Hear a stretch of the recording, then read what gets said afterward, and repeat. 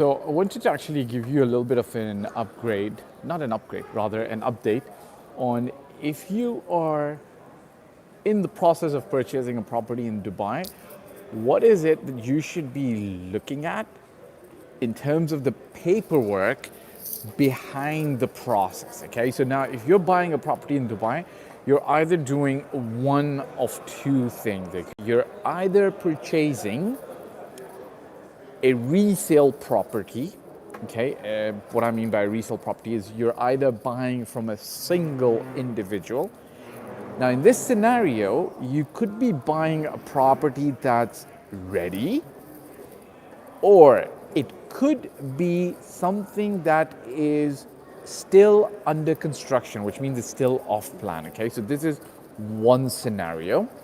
The other scenario is you might be purchasing a property that is completely off plan or under construction, but from a developer.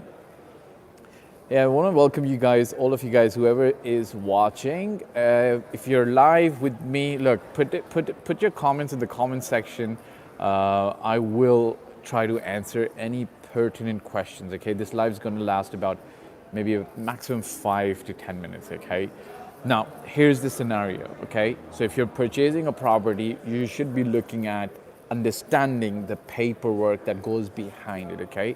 Dubai, as great as it is, as good as the regulatory framework is becoming now, it's still not like the UK or Canada, where you purchase a property, as in you look at a property with a real estate broker, you decide that you want to buy this property, and then off you go to a solicitor. You go off to a lawyer.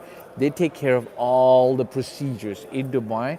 These procedures are taken care of by the agent, or there might be a conveyancer involved. Now, just for your information, I'm going to give you a little bit of background on both sides. And more critical, now I'm not going to give every single detail on what you should be looking at because this video is not going to be exhaustive enough. But you must understand the paperwork behind both scenarios. If you're buying a resale property or an off-plan property. Thank you very much. I just saw a message from somebody, but I need to actually see it again. How do I bring that up? Okay. I need to bring up the chat video, live chat. Okay, so live chat. Scarja Newman, thank you very much for your love. You love all my videos. Thank you very much. I appreciate the love as well, and wish you very good during this winter break as well. And thank you for the good wishes. Okay, so here's the thing now. So if you're buying a resale property, here's what you should do, okay? Before you sign, here's the thing. For most people, when they're about to purchase that property, the process of getting to that final place where they're like, okay, this property is great. For a lot of those people, the experience is not amazingly beautiful, not smooth, but I wish that it will be for you if you're watching this, and if you're working with us, especially in our VIP program, it's going to be simple and smooth. But for a lot of people, what ends up happening is they've been in the market for a few weeks, for a few days, for a few weeks, for a few months, and right when they like that one property, maybe they've put an offer on a couple of properties, like right when they like that one property, the broker and then themselves are in a hurry to put that offer quickly and move forward. Now here's the thing. You should actually be having done your homework before. So before you even finalize that property, you should actually have spoken to your broker and said to him, look, give me the step-by-step process that's going to happen when we are purchasing this property. It might be $1 million, $10 million, $100 million property. You should either have people who are looking after this for you, or you should be doing this for yourself. So ask your broker. Hopefully you've interviewed a few and you like one and you trust one. Ask him, hey, give me a step-by-step process. Most good brokers will have a template and they'll give you that process and they'll say, look, this is the process.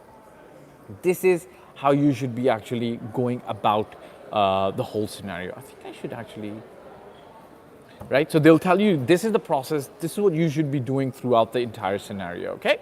Fine, good. Emirates City Ajman projects. Okay, look, I'll probably make a video on Ajman, okay? If you want a quick input on these projects, then you should be doing your due diligence. You should be using an expert. I understand some people like Ajman because they live there, or they've got work there, or they've got school there. It's a city in the United Arab Emirates. By all means, go ahead and invest there. Just do your due diligence and homework before you invest there. Okay, don't choose Ajman just because it's the cheapest option. Choose it because it ticks the boxes for you in many other reasons, right? Just don't choose it because it's the cheapest option. That's one of the reasons why you could choose Ajman, because it might be priced slightly lower than Dubai. That's one of the reasons. And it's perfectly okay.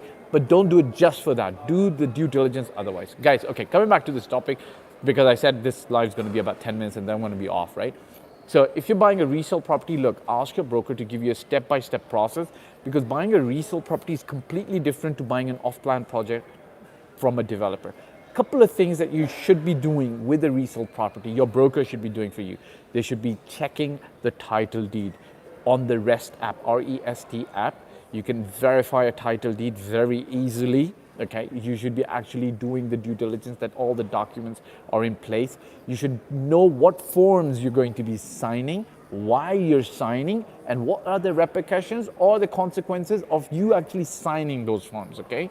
And then you should understand what are the fees broken down at every step of the way. Now, what's the smart thing to do? The smart thing to do is for you, ideally, smart thing to do is not always the easiest thing to do, but the smartest thing for you, for me, for everybody, I remind myself and then you as well, is to actually do the homework on what the steps would be to follow much in advance, right? I think there will be videos online in my on my channel that talk about buying a resale property, okay? Now, off-plan property, when you're buying directly from the developer, same thing applies. You should understand the project, the process that each developer follows. Now, fortunately or unfortunately, we're still not in a place where everybody follows a singular process, but we're getting there, okay? I think give it a year, maximum 2 years. Once we've got blockchain live in the Dubai Land Department and RERA starts implementing it, it's going to be pretty much faster, click of a button and the property is going to get transferred to you. When you're buying a property from the developer, please be a little bit careful, because not careful because something's going to go wrong. Just be careful to understand the steps. And how do you understand the steps? And here's the thing: if you're buying an off-plan property from a developer, understand one thing: all developers, fortunately or unfortunately, have a different process when you're buying a property. Okay, what you should ideally do is understand that process step by step, okay? Now, the grand scheme of things is pretty much the same. There comes a booking form, then a sales and purchase agreement, then a Dubai Land Department form, and then you get the Aqood or registered property under your name, okay? However, some developers have some variances. Guys, if you've got, I've got a couple of more minutes. I'm happy to stay for a little longer. If anybody's got any questions, I'd be happy to answer. Even if you've got other than Dubai questions, I'll be very, very happy to answer. So each developer has a little bit slightly tweaked process. What you should ideally do is ask your broker to ask the developer's sales specialist, the team, to actually send you an email, okay? So you should have it written. Dubai is going through a very quick, rapid, fast process where things are happening very fast, which is why a lot of people end up not being able to understand the full process completely, because developers, properties get sold fast. You don't have choice to always select the unit after one day. It might be sold. So what ideally you should be doing is, again, ask for the process and the procedure much in advance, so that at that moment in time when you're about to book the unit, you have complete clarity on how you should be booking the unit, what you should be doing, and how you should be moving forward. Okay, guys, look, the Dubai market's great for investment. It's a very solid, good, regulated market with great returns and a great ability to resell your property. A lot of these markets where you end up investing, I'm not going to name names, but you can't resell properties. There isn't liquidity. In Dubai, there's always liquidity.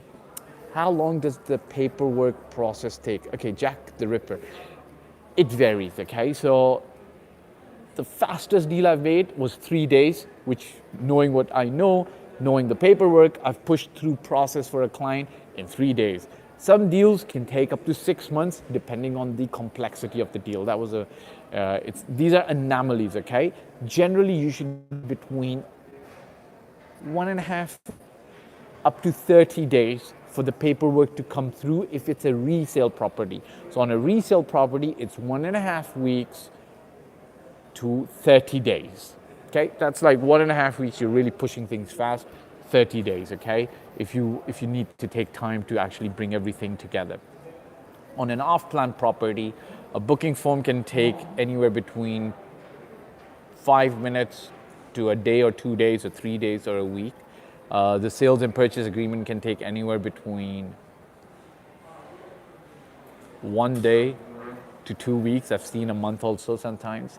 And then the property registration, the Dubai Land Department generally has a law that states you have to do it in 60 days. So the paperwork can take, those are guidelines. As I said, every developer varies, which is why what you should be doing, Jack the Ripper, is asking your broker in writing to ask the off-plan sales team for a guideline, right?